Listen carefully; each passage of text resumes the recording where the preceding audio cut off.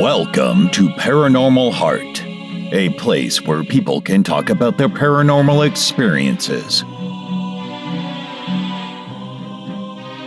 With your host, Kat Ward.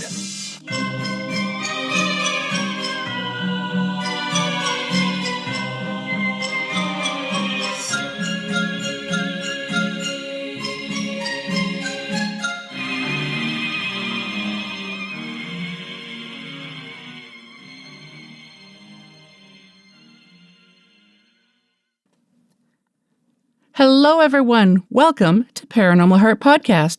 Thank you so much for being here. Folks, my special guest for episode 104 is founder of Shadows of the Unknown Paranormal, Jim Stehley. Jim discusses how he got into the paranormal, some of the evidence his team has collected, and some of his favorite places to investigate.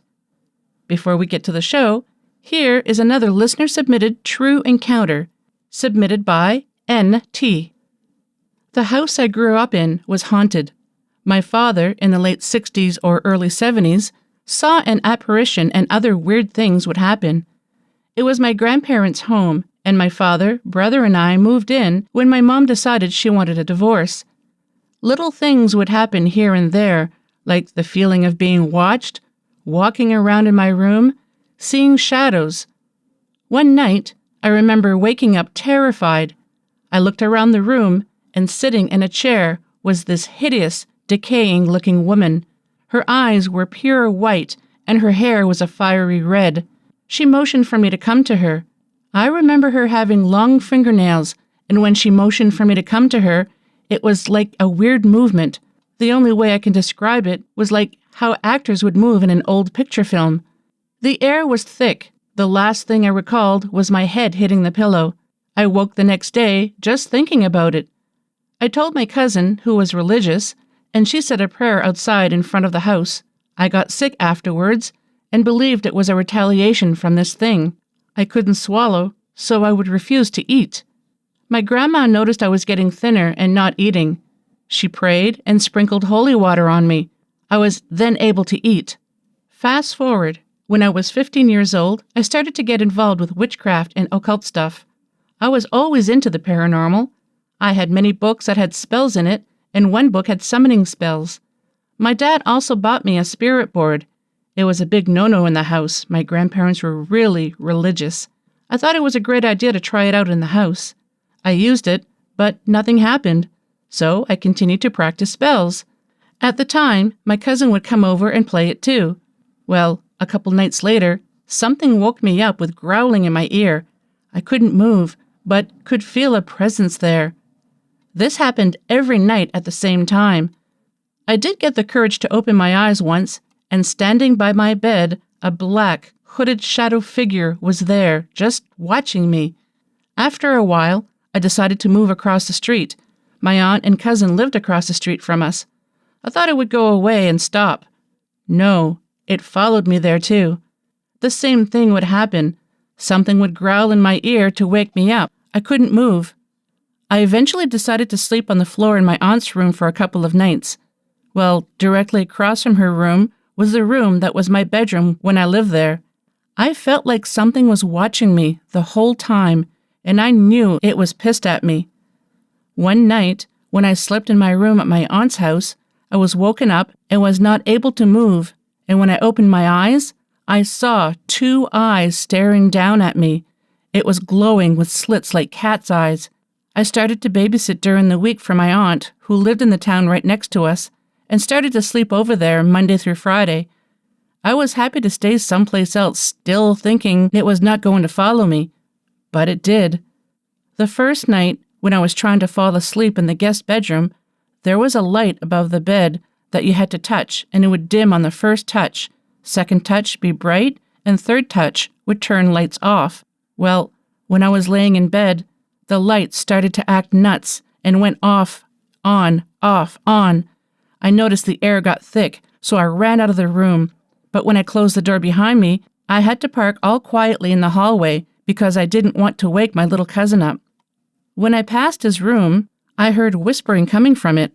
I assumed it was my cousin talking to himself, so I just tried to listen to what he was saying, but I couldn't understand it. I fell asleep in the living room, and in the morning, I told my aunt that I think my cousin was up. She told me he wasn't in his room last night, but was asleep with her and my uncle the whole night. I realized that this thing was going to follow me everywhere I go, so I decided to move back to my grandparents' home when I wasn't working. One night, I was woken up with a growling and not being able to move. My foot was sticking out of the covers. It was the summertime. Something with sharp nails touched my foot. Another night, I slipped downstairs because it was the coolest area in my home. I was woken up because I heard footsteps running down the stairs. I thought it was my father, but realized my father and brother went to a camping trip for the weekend. Not being able to move, I saw standing in the doorway with this half-man, half-goat creature. It kept on disappearing and reappearing until it got next to the sofa. It told me to go upstairs and that my grandmother wanted me. I ran upstairs and went where my grandma was, and she was sleeping. A few days later, my grandmother told me she was having recurring dreams about me signing a book with the devil. The activity started to get worse. I would take naps during the day to catch up on my sleep, because I was not sleeping well at night. The thing would appear during the day. I was taking a nap, and I opened my eyes because I felt a presence, and standing by my bed was a thing pretending to be my grandfather. Its eyes were full of hate, and it was very animalistic the way it was standing. Not human-like. One Saturday, my other cousin was sleeping over, and I told her about the summoning book, and we did one of the spells.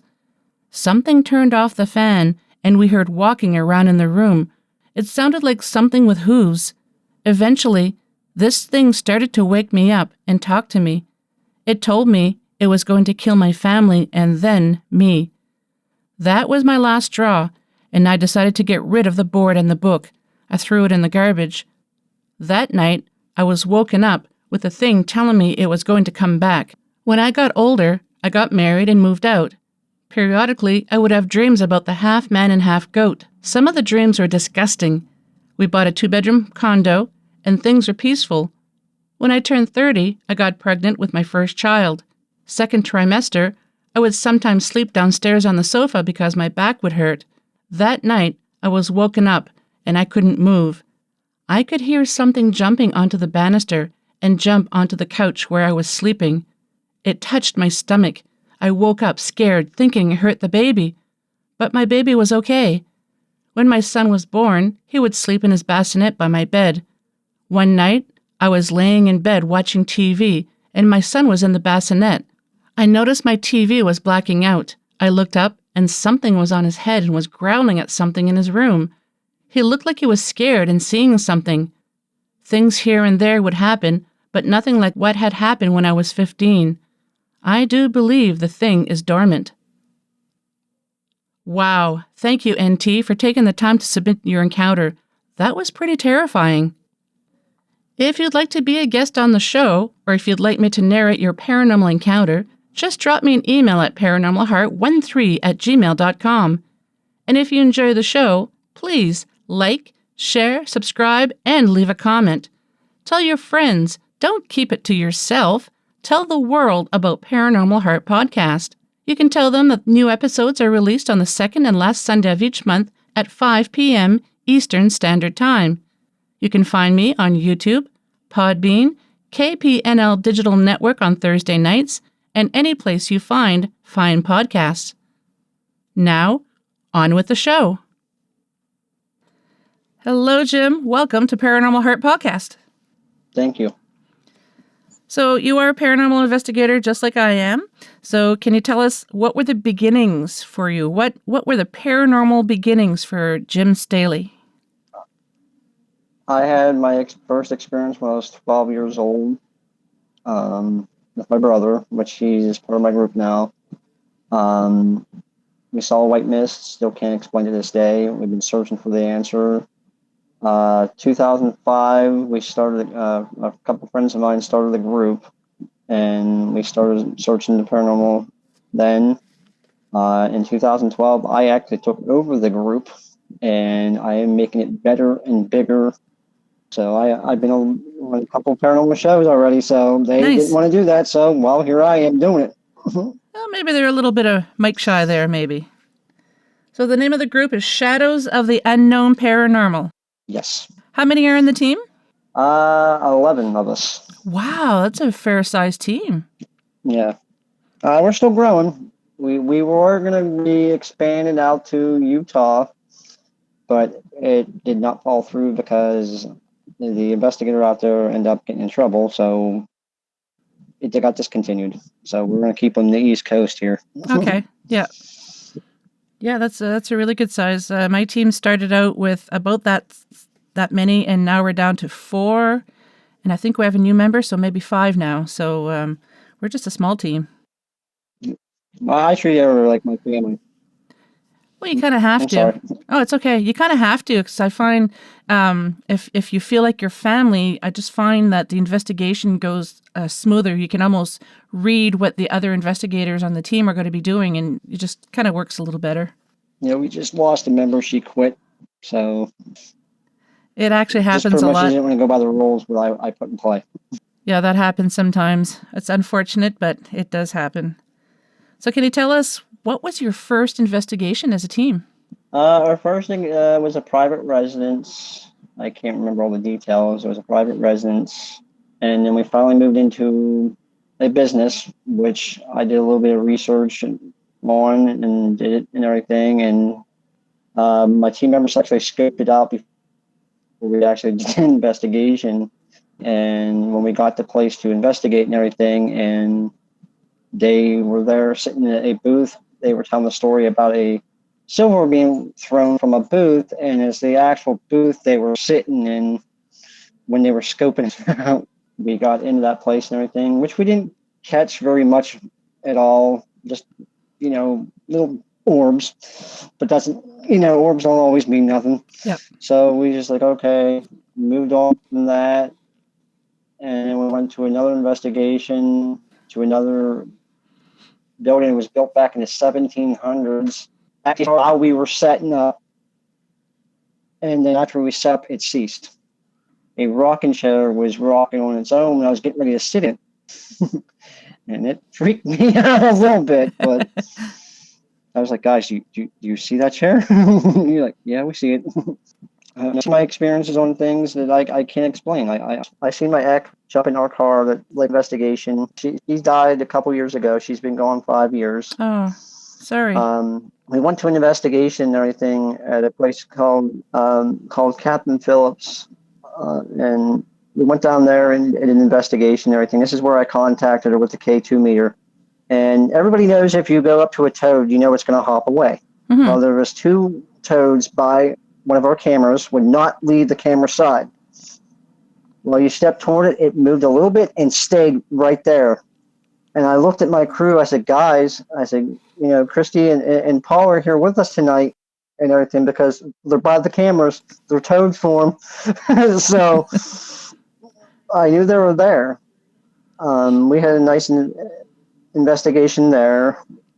The team has done a couple places and everything. I still can't explain things. We just got done doing a prison near us and everything. It's actually been on TV. I don't know if you watched Destination Fear.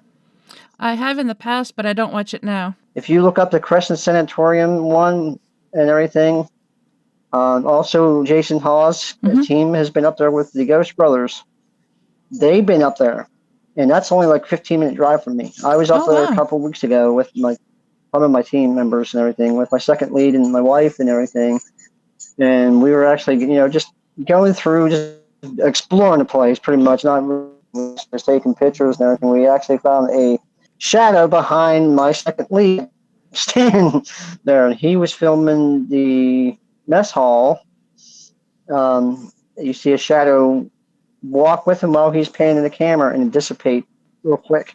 I have been sent pictures to analyze for people and everything. I sent them back to give them my answer, and usually they get the same answer back.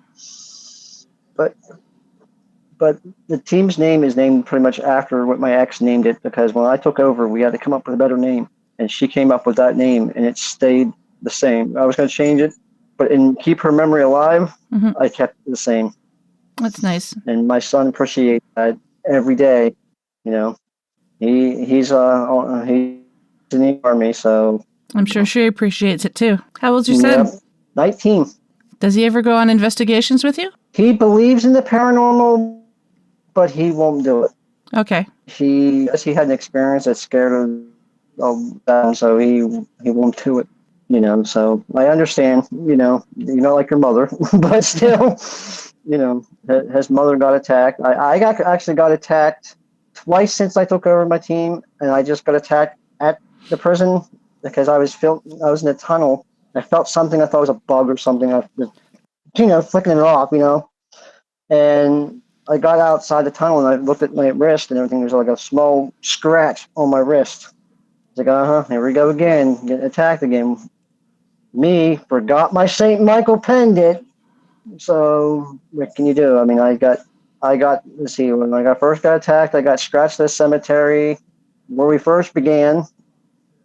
One of the small investigations where we began. And then at a private residence, I knocked me to the ground, which I got back up. I walked outside and not let the client see me, that something's wrong. Yep. And I walked back in that house. I said, St. Michael in my head, whatever you are, you don't scare me. And it knocked it out of my hand. And I was like, okay, this thing wants to play, whatever it is. So I got one investigator said, you need to help this family. I don't know what else to do. We need to help them ASAP. And then after that, I guess it ceased. Can you tell us what kind of activity that family was having that led you to go investigate? Mostly shadow people, a man that died in a fire in the building years and years ago. It used to be a hospital at one time. They converted it into apartments. So something was evil there. I couldn't place what it was. I mean, I can sense them and everything, but sometimes I have to hurry up and put that guard up and everything because you get that nervousness and everything. I try to hurry up and do what they're going to try to do. Do you have any psychic abilities yourself? I don't think I have that, but I can sometimes see the spirits. Like at Captain Phillips a few years back, I think it was 2 years before my ex passed away, we were at Captain Phillips, and she was teaching me how to channel into the spirit world a little bit and everything. And then I closed my eyes and I opened my eyes. I said, there's a man standing on top of the hill watching us. She goes, okay, what's he wearing? I said, he's wearing red, white, and black war paint. And it was Indians standing there watching every move that we was making. And I can feel it, that place, it's active, but it's not active when it wants to be. Sometimes it does feel like it's active, but sometimes I think when it's a bigger crowd, when it really, really gets active. Oh, really? Because I know my wife and another investigator caught on her phone gunshots in the distance, and we didn't hear with the naked ear, and she caught it with her phone. My other investigator caught it with hers. The recorder caught it, and that same night, my wife actually was taking a picture of her doing EVPs and everything. You can actually see an arrow, the shape of an arrow coming toward her head. Wow. So, I mean, the guys that died there were actually left to die and everything. They were actually buried there on spot and everything. Because there were so many stories about what happened that day in 1796. On July 16th, 1796 is when Captain Phillips and his Rangers were surrounded by Indians. They took his son Elijah. They're saying they took him to Kentucky. Another one said they took him to New York. Another one said they took him up in Canada. So I don't know the story. I talked to a person that's writing the book and everything because somebody said they're gutted, left to die. And he's telling me research that he found out that they were tied to a tree and they were arrowed to death. So I'm getting two different kind of sides of it. And I'm still doing research on this place as much as I can and everything. I'm not getting all the facts. Yep. The Historic Society doesn't have much on it. is what I can get on the internet. They give me a website, just go here, look up this and everything, you'll get some info. Well, they didn't give me all the info I'm looking for. Mm-hmm. I mean, I investigated. I mean, I see one of the oldest places I ever investigated. One of the oldest places I investigated, and that's way back. After this country was, bicentennial and stuff like that and everything. It was like 20 years later after. But when my ex was there, she felt like her guts were being ripped out.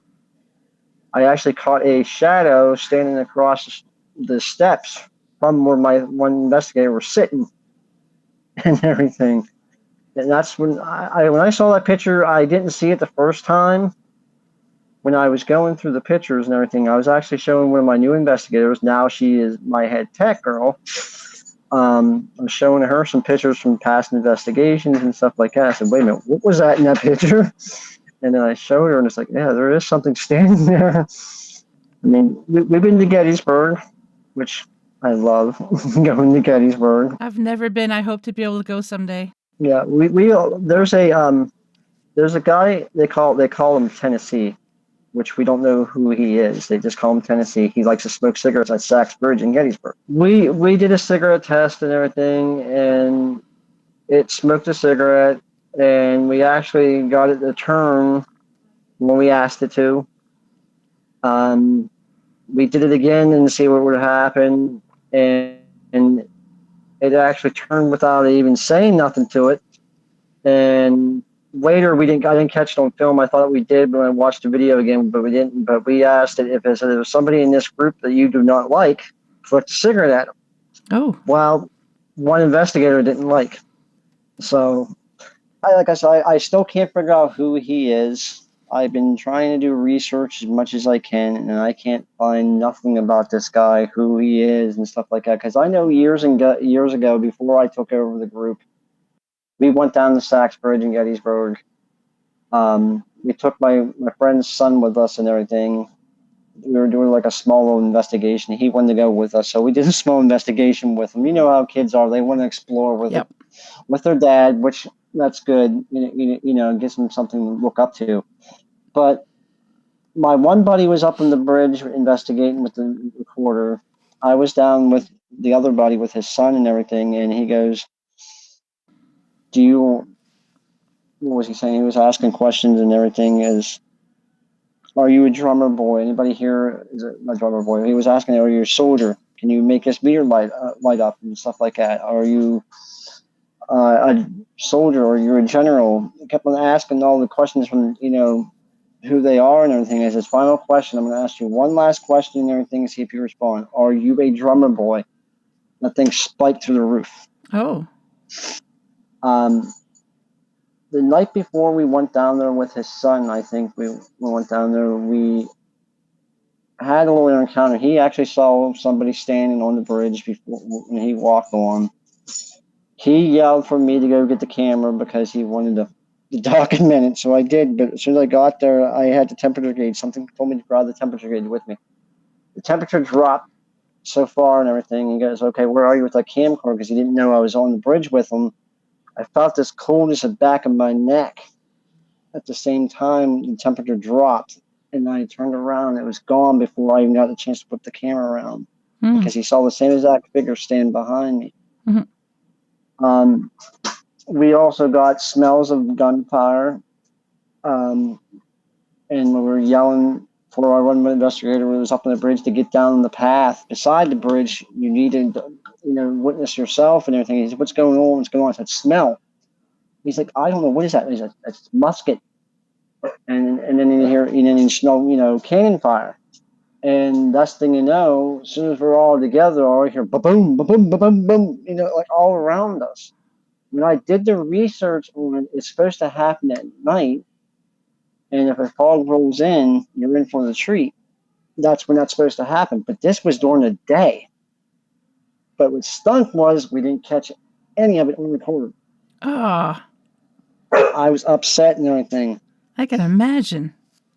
But the experience that you have, that you can tell stories about, it's the best feeling you can think. But I love every minute of it.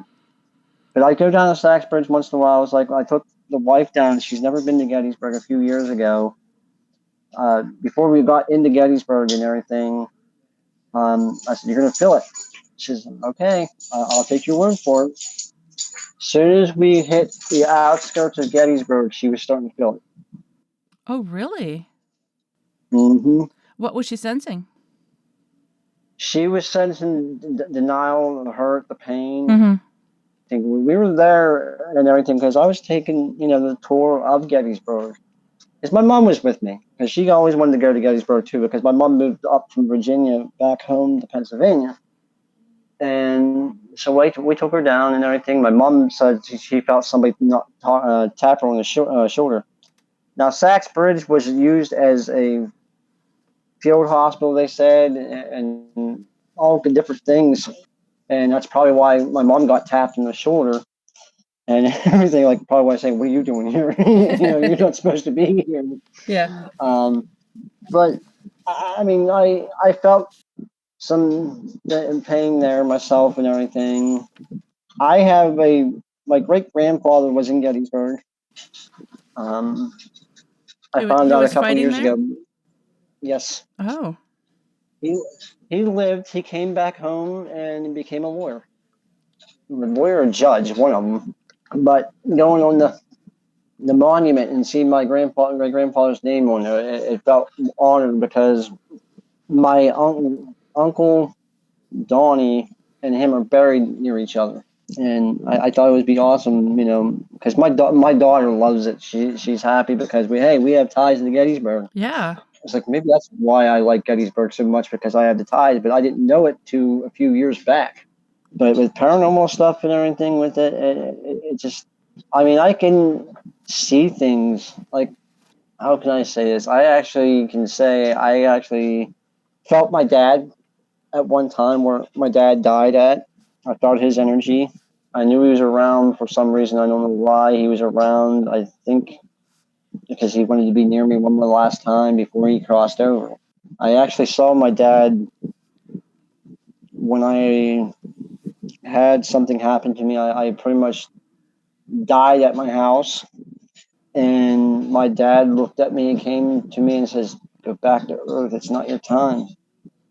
And then I did it again. And Dad's like, "No, go back to Earth. How many times do I have to tell you it's not your time yet?" Yeah.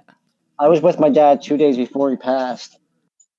And it still hurts, but I know Dad's with me somewhere. But I go past his grave all the time and everything. Sometimes I'll stop. Sometimes I have been over there for a while because I've been busy trying to take care of my paranormal stuff and everything. I do another thing besides paranormal and everything with my second lead that he's in charge of a group that we run and everything. Pretty much we work with the police and stuff like that for it. How long have you been doing that with it? We've been doing it since February. Okay. Is there any part of that you're able to discuss? If not, that's totally fine.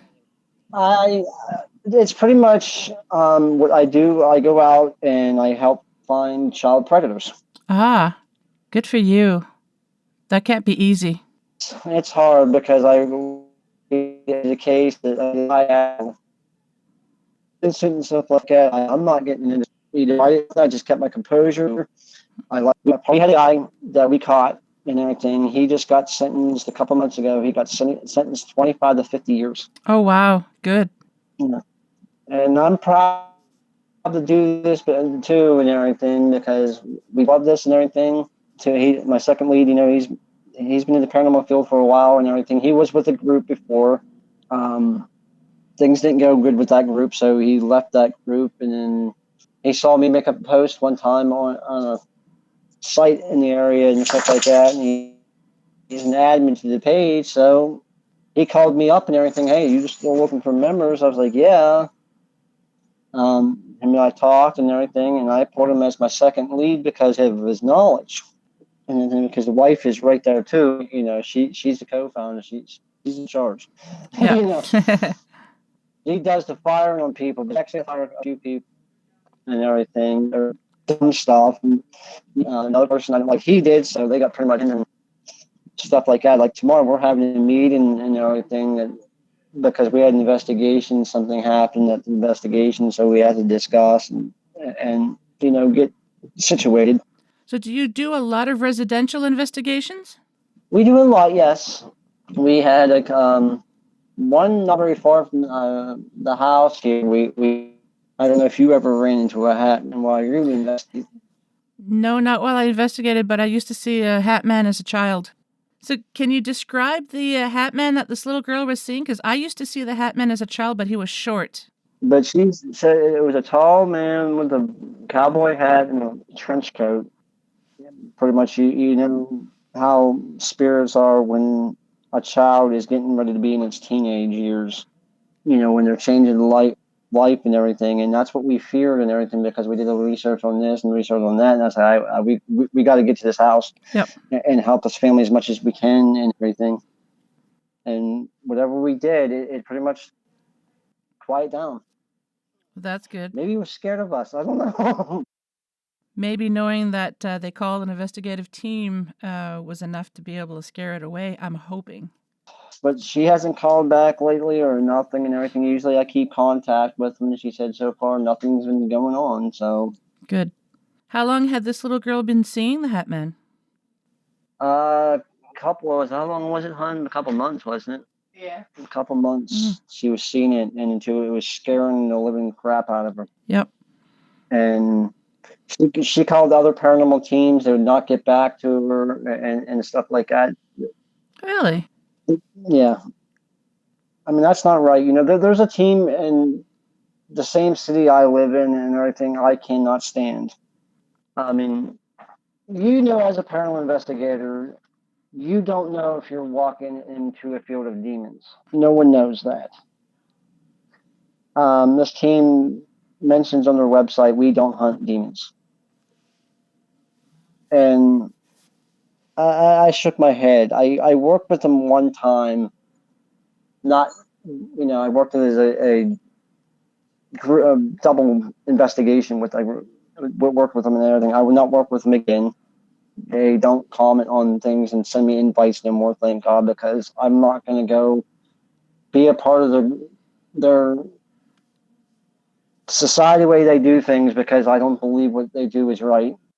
I try to do everything by the book.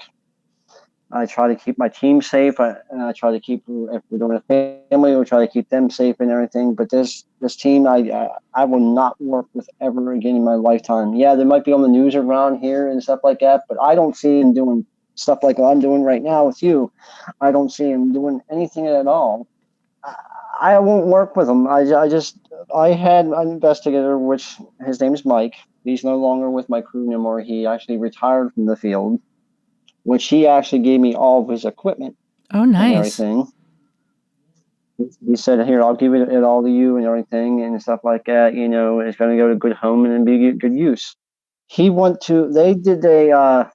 helped him one time it was an investigation benefit. And that night, I heard some rumors flying around about stuff and everything, which I hope it wasn't true. Which I found out from one of their own members said it was true. Mike went to a investigation with him one time. This is before Mike and I met and everything. He went in there and did an investigation with him. They said there was poltergeist activity in this building and stuff like that. And Mike looked at the carnage and everything, and Mike just gathered this stuff up, walked back out, and left. Because Mike has over 30 years experience, under his belt and everything. He knows what to look for stuff like that and everything. He just walked away. What do you mean when he said he looked at the carnage? You know how poltergeist activity is and stuff like that. He didn't see no evidence of poltergeist and everything. The way everybody knows how poltergeist looks and everything in the field and everything. If you do it long enough, you know what to look for and everything. But there's nothing like that. And he just pretty much walked away from him and everything. And him and I talked about it. I said, that's the same team I'm talking about. Like I said, I run my team mostly by the book as much as we can and everything. And I can't stand people when they do the wrongs. If you're going to be a paranormal investigator, don't do it. Don't do nothing stupid. But people don't understand the field and everything, how much time and sweat and guts that you have to go through to be a paranormal investigator. I love the field so much and everything. I want to keep going as far as I can. And, you know, I'm going to keep going. I'm not going to stop. That's one of our slangs, one of our other thing I said, on our other group, we always say, we're not going to stop. But I believe that, with my saying with my group is, I believe there's life after death. And I witnessed it. I mean, I want to keep going as much as I can, but I can't stand people that do things wrong with groups and stuff like that and everything. And like this, I don't know if you watch anything on YouTube. This one group, I can't remember what it's called on top of my head, but they were drinking on YouTube, and they're at the cemetery where I got attacked at and everything. And I'm shaking my head. I was like, you guys, I don't know how you guys got permission to go up there, do an investigation, and drinking alcohol while doing an investigation? Yes. Yeah. I just shook my head. I was like, that's not going to work. You're just asking yourself to get attacked or get yourself in trouble, whatever. I mean, in my rules and everything, I always talk about drugs and alcohol and stuff like that. If you're under the influence with any of that stuff and everything, you're not going to be a part of it. We're the same way. No drugs or alcohol. You don't want to be under the influence of anything, because it could be harmful to you, and you could be harming your team members as well. Mm-hmm. And plus, you're an easy target too. To me, it tells me that they don't really take the field seriously, but I don't know them. But yeah, that's what it tells me. Right. Yeah. Yeah. I mean, they're on YouTube and everything. I watched some of the videos, and I saw them up the cemetery where I was and everything. I was just shaking my head. I was like, I don't know how you guys got approval for this, but... Well, maybe they didn't get approval. They just went, because a lot of teams do that. They don't ask for permission to go to some locations. They just go. Yeah.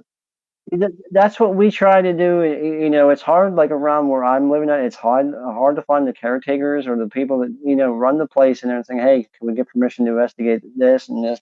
Some, you can't find them half the time, or sometimes, they'll give you permission and stuff like that. Like I was down at Captain Phillips one time. I was actually showing a friends of mine Captain Phillips and everything. It was actually late at night one day. The cops showed up, and stuff like that and everything. And he goes, what's going on here? Anything?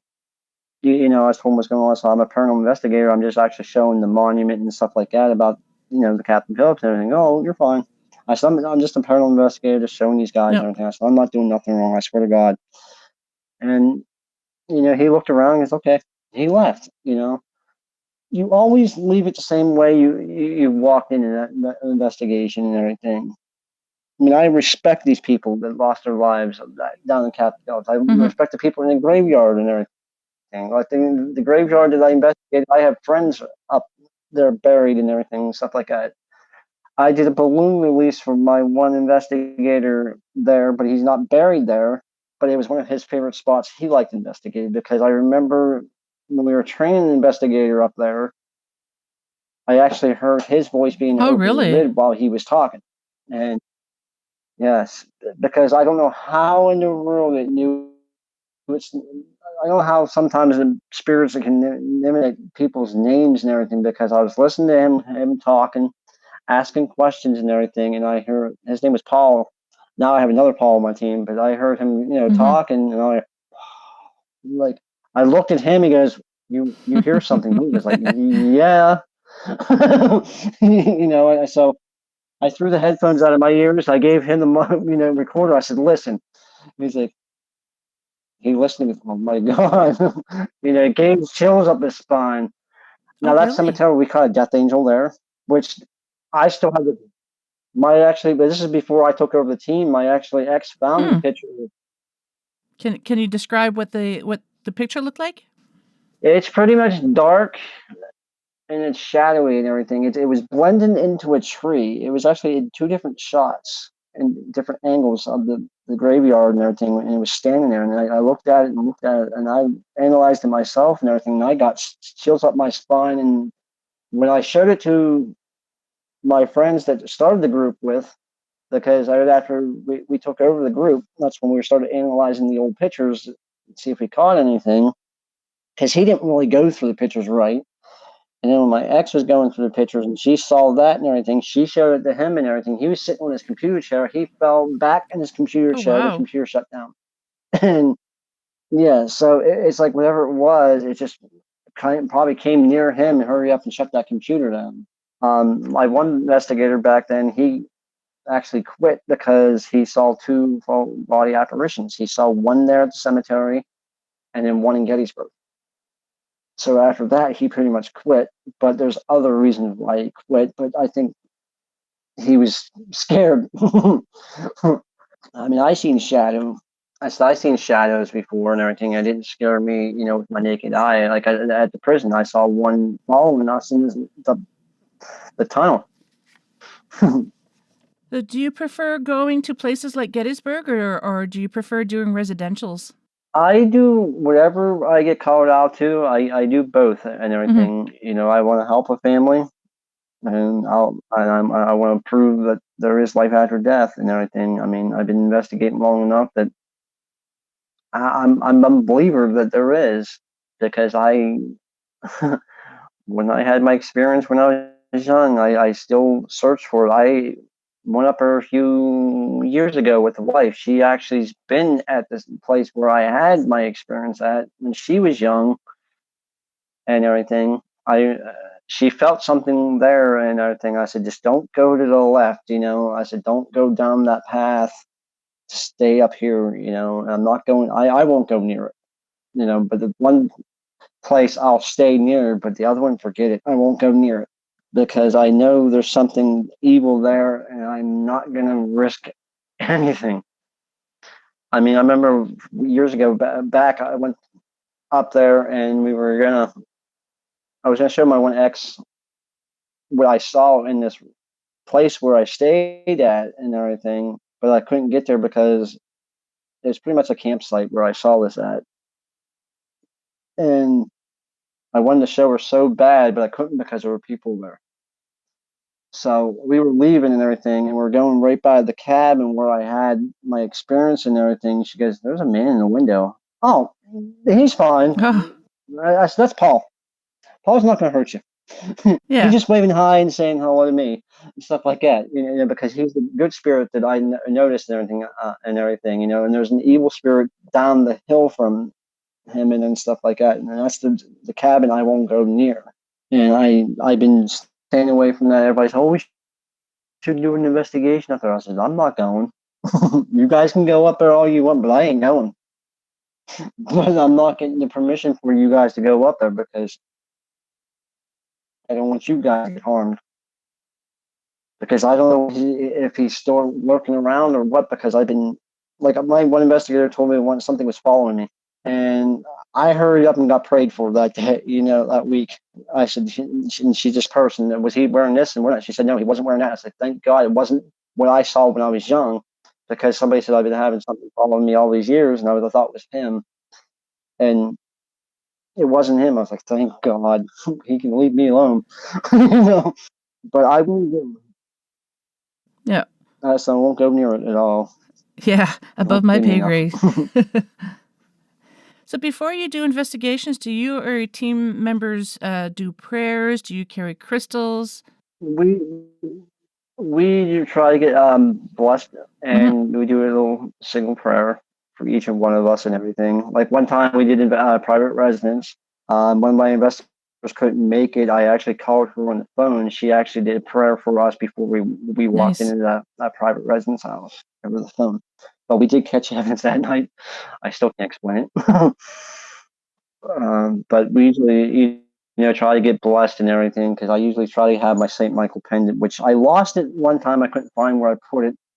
And the wife and I was changing our room around one time, and I lost it in the meantime. And one day we were changing the room around again, Nice. and then we Yeah. found it. I was like, Yeah. there it is.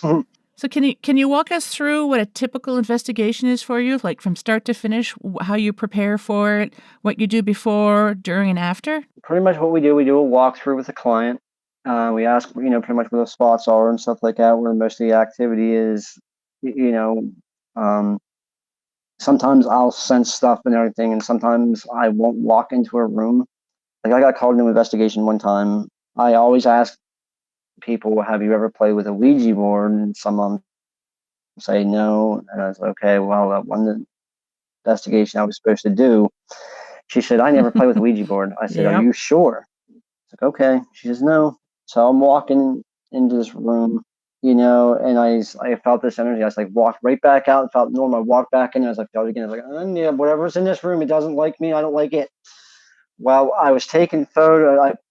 I grabbed myself together and everything. So I started taking photos and everything, for document of this.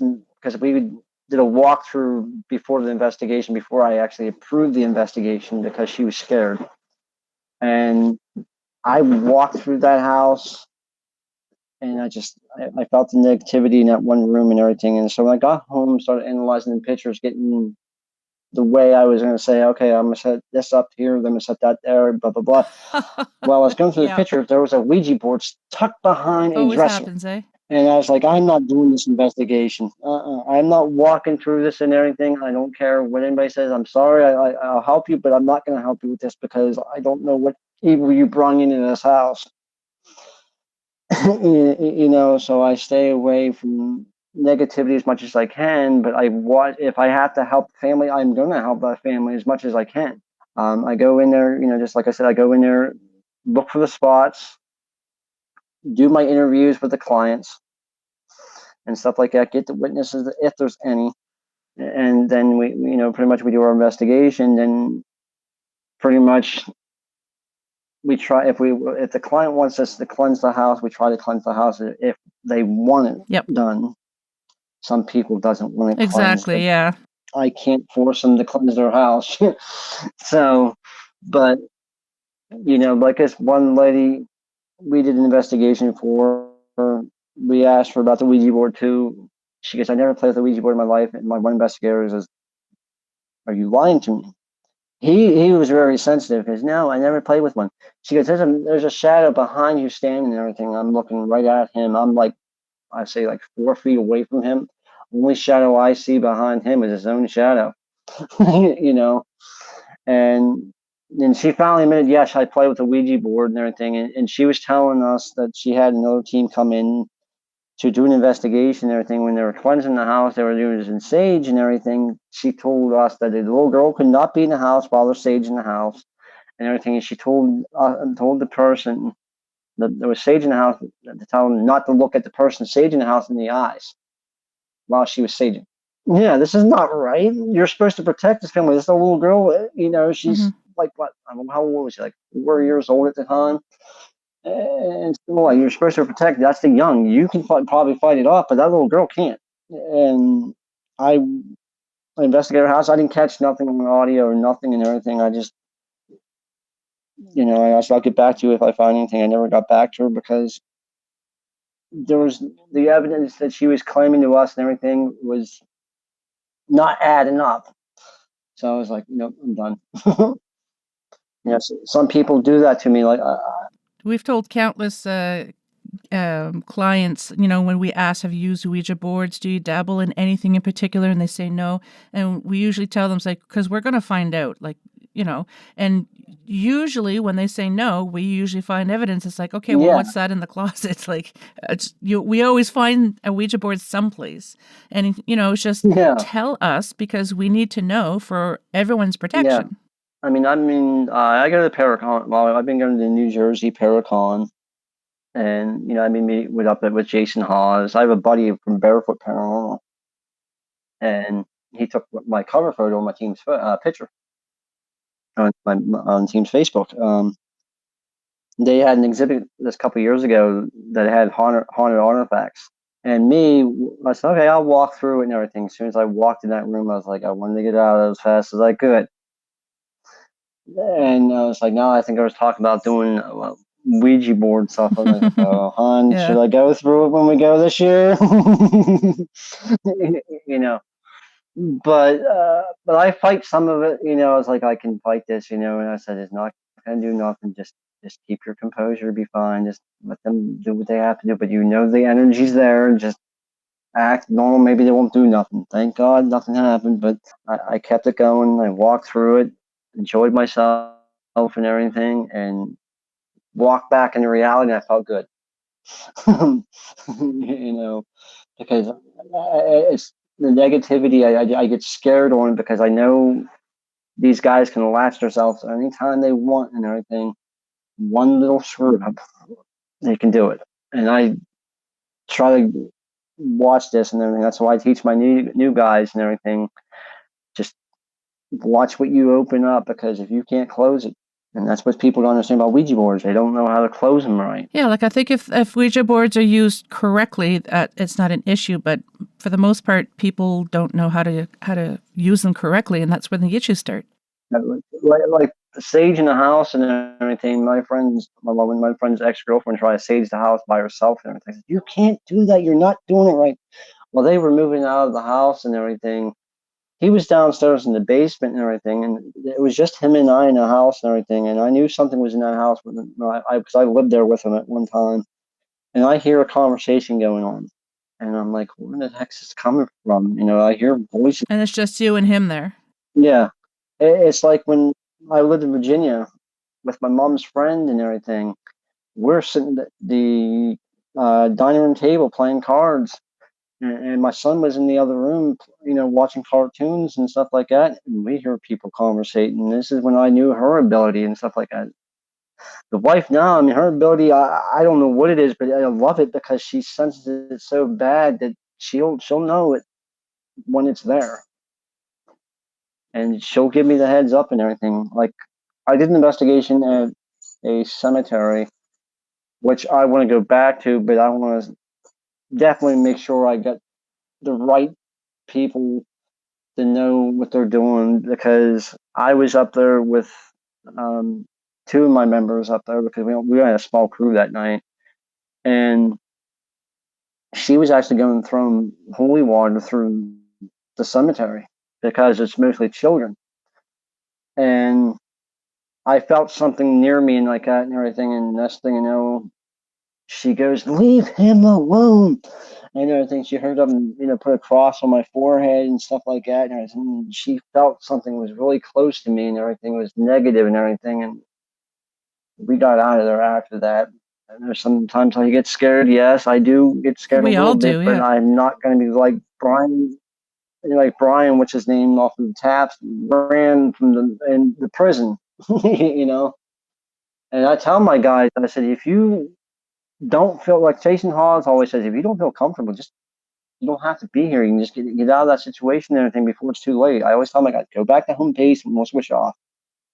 If you don't feel comfortable, just tell us. Just get out of there and everything. You don't have to.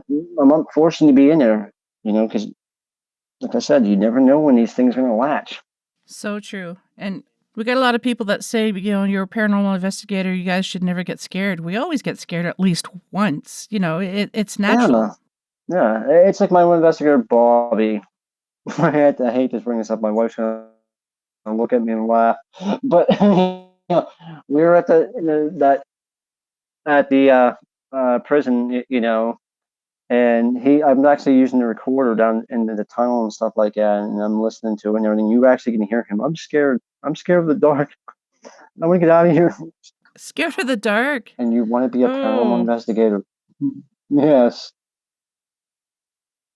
And I'm thinking to myself, my second lead's shaking his head. My wife was shaking her head. She had my hand a little bit because she was in front of me and I was in back of her, protecting her in case something happened with her. I'm right there. But I can hear him on the recorder, I'm scared. Can I get out of here? I mean, this tunnel, is long. It connects all the, areas of the prison and stuff like that. It's an also old hospital too, before they turn it into a prison. But he's scared and everything. And my second lead's asking, questioning. Has Bobby said something about you? Something like, I guess, no, I didn't. Real fast. Like you can hear it in his voice. He's scared. And every little crack he heard while we were walking scared him and everything. I was like, you're scared. That's not for everyone. Why are you with us if you're scared of the tunnel? Why'd you go down the tunnel with us? The wife, yeah, she was scared, but she'd done it. She has, a phobia of big crowds, but she actually went to the Paracon. She actually did very Nice. well. And, you know, um, she's scared of heights, of course, too, and everything. We went to a waterfall one time. We actually did a hike and everything. She actually pushed herself to get to that waterfall. And we walked across the suspended bridge and everything, which she was scared of, but she done. She's getting over her fear slowly. Like with the field, she's slowly getting used to what we're doing more and more.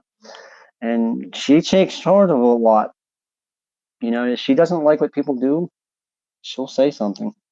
She's the one who fired them two investigators because of stupidity. The one girl, I wish I never let her on the team. If I knew she was like that and everything, I would never let her on this group because I wanted to. I don't want to do with her. So what do you have any investigations that stand out in your mind that you absolutely thought this is amazing? We have a lot of evidence here. I'd say Gettysburg is always my all-time favorite. I get good evidence, and like there's this picture I've been analyzing for years. Like I can't find it now because I lost half my evidence. My pictures from past investigations and everything. I'm still been trying to analyze this picture. I think it's on the team's page, but I can't remember where it's at.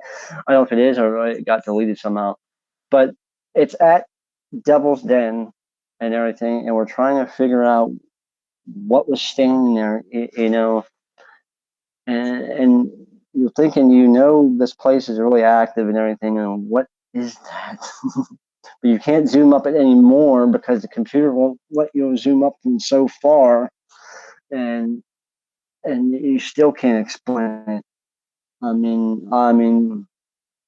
remember when we did the cemetery when we first started and everything. My buddy goes, "Hey, you want some camera time while you're doing EVPs?" I said, "Sure, why not?" I got a Class A EVP, and I was saying, "Yeah, I want some, time with it and everything." And all I hear is, "What?"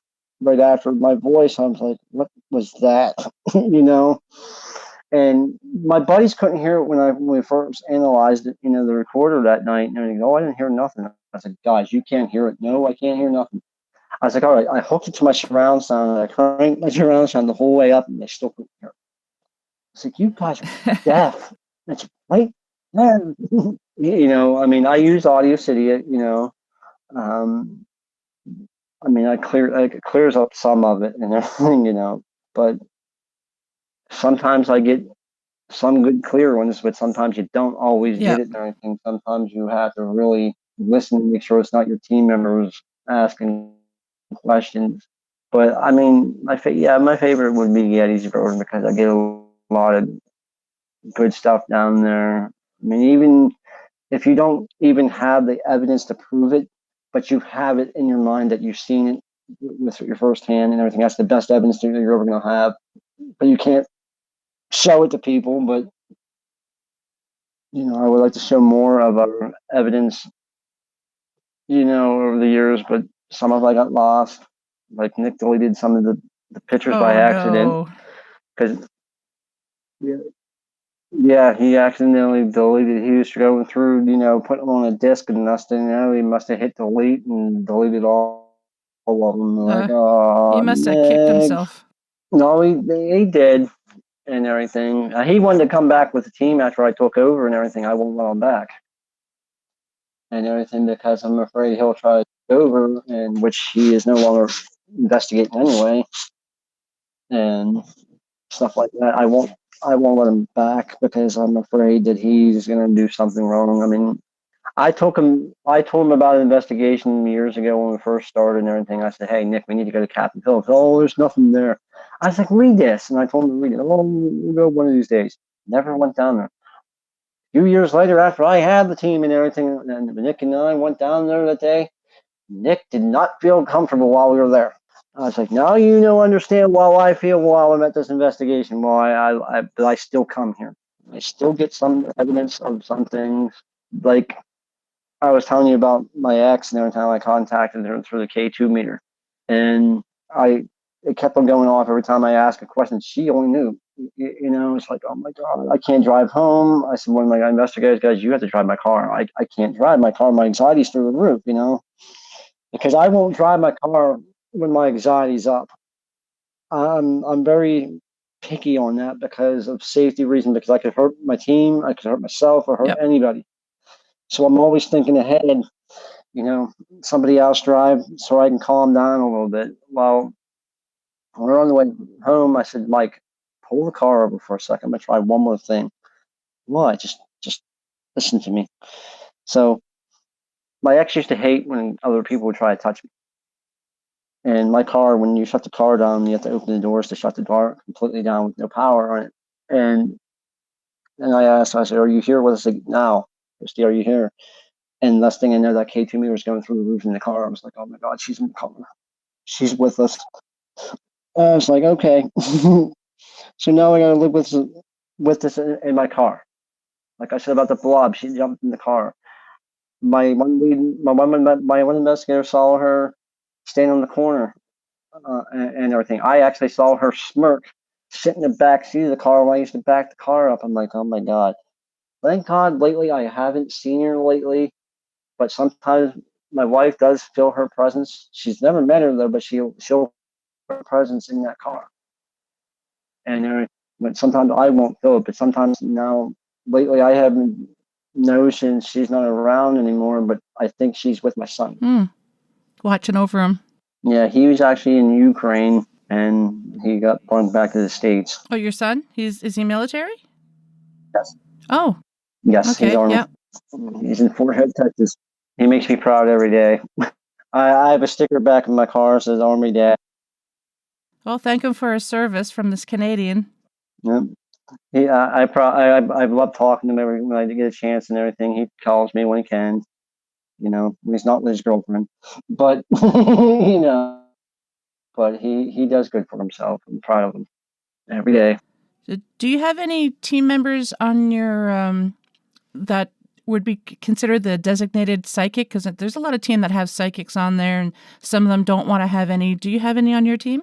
I don't think we do. We were about to have one, and then she backed away for some reason. She didn't feel right with it, so I didn't force join. So she just backed away. And I mean, I don't know if the wife has it, but some of my investigators, they have different abilities, and I'm still trying to get used to what they have and everything. And that's why I always ask them, what is your ability to help this group and everything? What are you good at? Like, say if we need something to help a family, what can you help to help them? And something like that.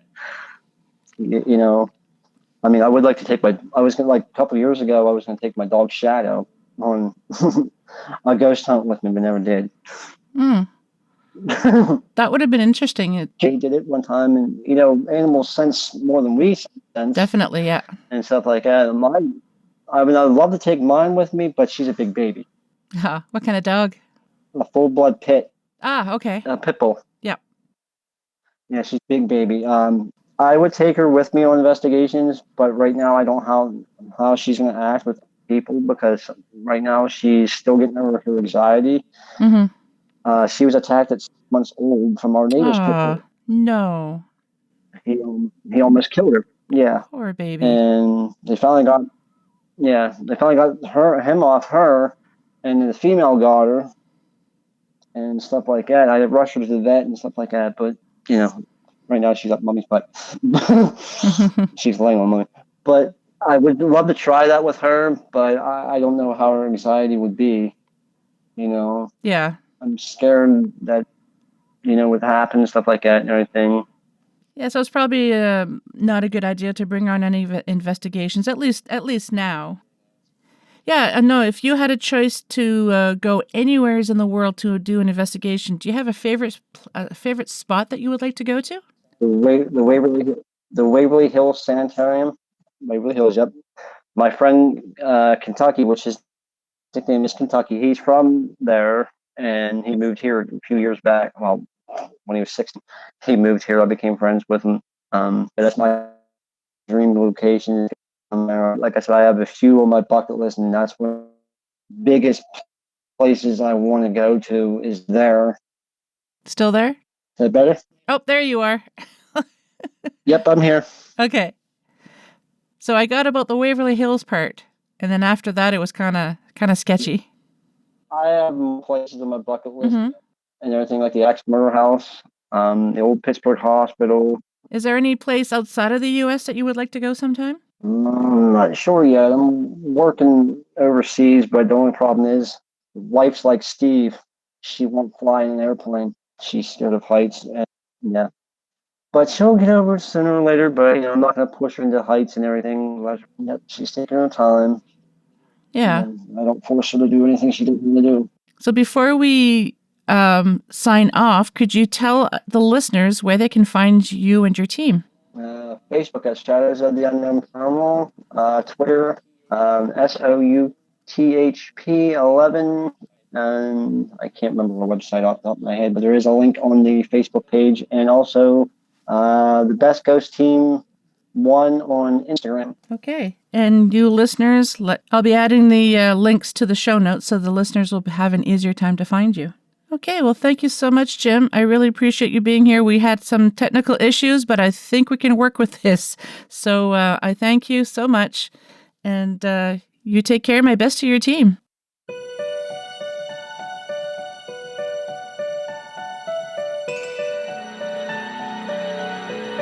Well, we've made it to the end of another episode. Thanks so much for listening. Until next time, take care of each other. And if you'd like to be on the show or have questions and comments, just drop me an email, paranormalheart13@gmail.com. I'd love to hear from you.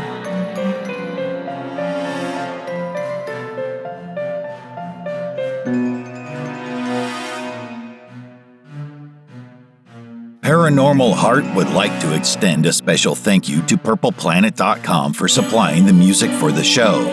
The views and opinions expressed on Paranormal Heart are those of the host and participants.